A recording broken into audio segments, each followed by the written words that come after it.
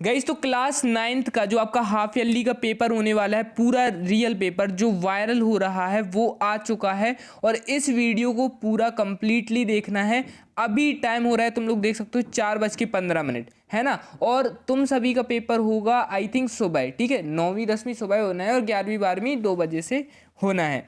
तो इसमें आपको क्या करना है कि ये जो पूरा पेपर है, अब एक चीज़ और है कि ये पेपर कट फिट के आया है, मतलब आधा आया तो है, आया तो पूरा भी है, सॉल्यूशन भी कंप्लीट बना लिए हैं, लेकिन क्या हो रहा है कि कट फिट के आया, मतलब आधा कहीं पैसेज कटा हुआ है, आधा कहीं कटा हुआ है। तो उसके लिए ना तुम लोग व्हाट्सअप पर ग्रुप में जुड़ जाओ। तुम्हारा टॉपर सॉल्यूशन 9 10th करके ग्रुप होगा, जिसमें 9th के बच्चे भी हैं, 10th के बच्चे भी हैं। तो उस वाले ग्रुप में तुम सभी को ऐड हो जाना है। तो उसमें क्या होगा कि तुम लोगों का ओटी सॉल्यूशन भी दे दिया जाएगा। अभी ये वाला पेपर फटाफट से कर लो। चलो पहले तो सबसे पहले क्वेश्चंस दिखा देते हैं। पहला क्वेश्चन है, देखो यहाँ आधा पैसेज कटा हुआ है, हम लोग डायरेक्ट आंसर पे चलते हैं। पहला क्वेश्चन है स्मोकिंग इज किलिंग अबाउट, तो इसका आंसर हो जाएगा 2200। 2200 उसमें आंसर नहीं था, लेकिन इसका रियल आंसर है 2200। ठीक है, पैसेज में ये ऑप्शन ही नहीं था, तो यहाँ पर कटवा के जो रियल आंसर है 2200 टीचर सही करवा देंगे स्कूल में। ठीक है, name the countries where smoking is going up, तो इसका हो जाएगा all of these, China, India, Indonesia तीनों है। नेक्स्ट क्वेश्चन है find a word from the passage which means the same as reason, तो इसका हो जाएगा कॉज, क्या हो जाएगा, कॉज हो जाएगा। नेक्स्ट है right the synonym of alarming, तो इसका हो जाएगा फ्राइटनिंग। ठीक है, अलार्मिंग का जो सिनोनिम होता है वो हो जाएगा फ्राइटनिंग।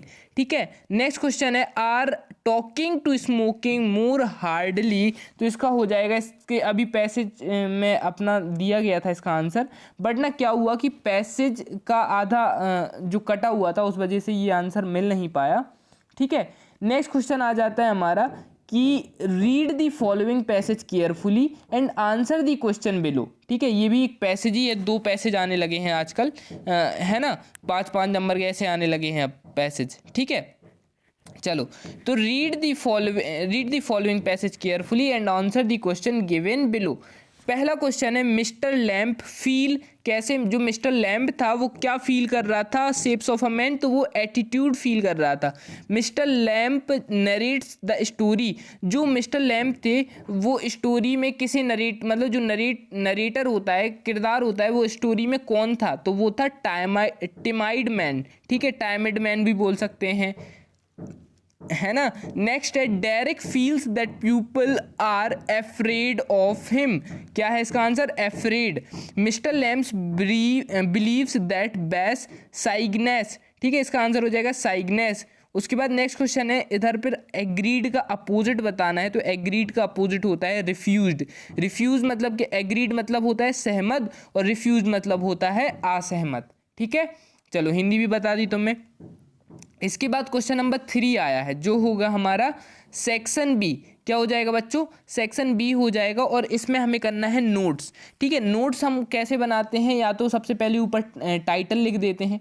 ठीक है, टाइटल में हमारा जो, जैसे मान लो टाइटल हो गया टेलीविज़न, ठीक है, यहाँ पर इसका टाइटल भी टेलीविज़न होगा, मान लो क्या है, इसका टाइटल ही है टेलीविज़न। ठीक है, टेलीविज़न से रिलेटेड एक डाला, फिर एक के बाद अपन को क्या करना है, सीधे उसके बारे में 1 से 2 लाइन या 1 लाइन में ही ख़त्म कर सकते हो। फिर दूसरा पॉइंट डाला, फिर दूसरे में थोड़ा बहुत लिखोगे उसके बारे में, फिर तीसरा पॉइंट, ऐसे करके जैसे मान लो ये कितने लाइन का पैसेज है, 1 2 3 4 5 6 7 8 लाइन का पैसेज है, तो इसमें तुम लोग करीब 4 या 3 हेडिंग आराम से निकाल देना। ठीक है, क्योंकि 3 से डिवाइड भी कर देंगे तो हमारी 3 हेडिंग या 4 हेडिंग तो नॉर्मली निकल आएंगी।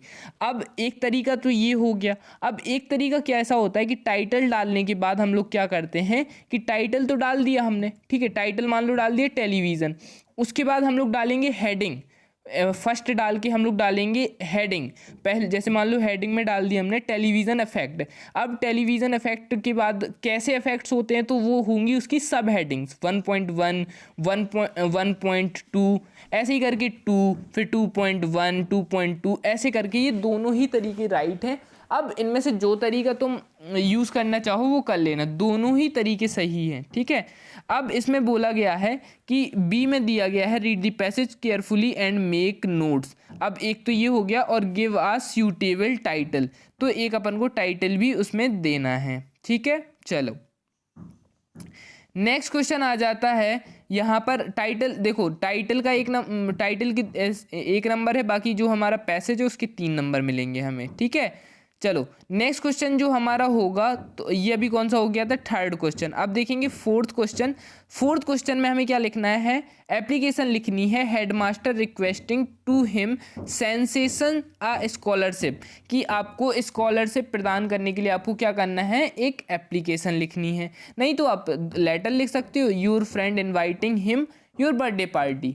लेकिन यार एक चीज़ हमेशा याद रखना, ये मेरा पर्सनल एक्सपीरियंस है, जैसे टीचर क्या सोचता है कॉपी चेक करने में, कि फॉर्म सबसे मेन होता है, टीचर सोचता ही नहीं है इंग्लिश में, मतलब सोचता तो है लेकिन देखो क्या माइंडसेट रहता है या क्या फॉर्मेट रहता है।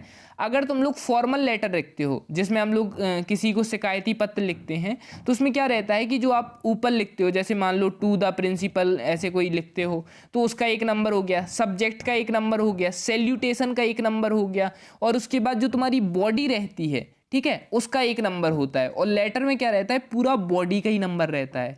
1 नंबर बस ऊपर का मतलब फॉर्मेट का नंबर रहता है, बाकी पूरे नंबर बॉडी के रहते हैं। तो कोशिश करना कि तुम लोग फॉर्मल लेटर्स लिखो, यानी कि उसमें क्या रहता है, फॉर्मेट के हमें ज़्यादा मार्क्स मिल जाते हैं, है ना, तो वो ज़्यादा इंपॉर्टेंट रहती है। नेक्स्ट आ जाता है हमारा क्वेश्चन नंबर 5, यानी कि ऐसे लिखना है हमें वंडर ऑफ साइंस पर। तो देखो वंडर ऑफ साइंस पर लिख सकते हो, आइडियल टीचर अपनी टीचर के ऊपर लिख सकते हो, value of games and sports के ऊपर लिख सकते हो, वंडर ऑफ साइंस तो हो ही गया, a great leader Bhagat Singh के ऊपर लिख सकते हो। तो जो तुम्हें ईजी लगे वो लिख देना, ठीक है। नहीं तो एक पैराग्राफ लिख देना, प्रोटेक्टिंग दी इन्वायरमेंट, हमें क्या करना है, प्रोटेक्ट करना है एनवायरनमेंट को।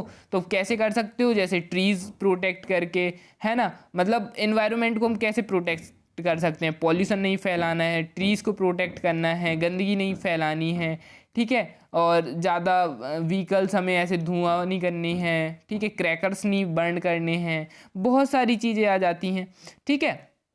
उसके बाद नेक्स्ट क्वेश्चन आ जाता है हमारा क्वेश्चन नंबर मतलब section C, question number 7।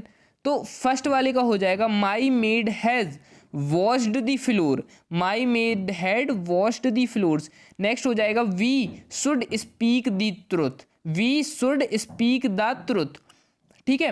Next है frogs are jumping into the river, किस में कर रहे हैं, इनटू द रिवर, यहाँ इन नहीं आएगा बच्चों, समझना, इन नहीं आएगा, किसी चीज़ के नीचे जा रहे हैं तो वो हो जाए, जैसे टेबल होता तो भी इनटू रहता, रिवर है तो भी इनटू ही आएगा, ठीक है। Rita is tallest girl in the class, जो रीता है वो अपनी क्लास में सबसे लंबी लड़की है, तो यहाँ पर आ जाएगा दा, ठीक है, क्योंकि ये किसी विशेष वो जाएंगे चीज़ के लिए बोला जा रहा है, तो इधर पर क्या लगेगा, दा लगेगा, ठीक है। My grand mother has been suffering from fever morning, तो यहाँ पर कब होगा, एक कब हुई, मेरी ग्रैंड मदर जो मेरी दादी हैं वो सफरिंग जूझ रही हैं फीवर से, कब, सिंस मॉर्निंग, अभी सुबह से, ठीक है।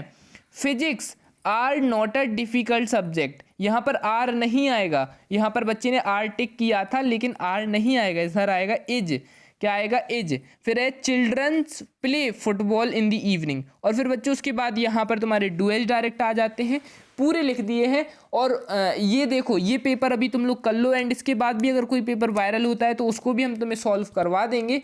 तो होप सो ये वीडियो तुम्हें पसंद आई होगी, पसंद आई है तो प्लीज़ वीडियो को लाइक करके चैनल सब्सक्राइब जरूर कर देना।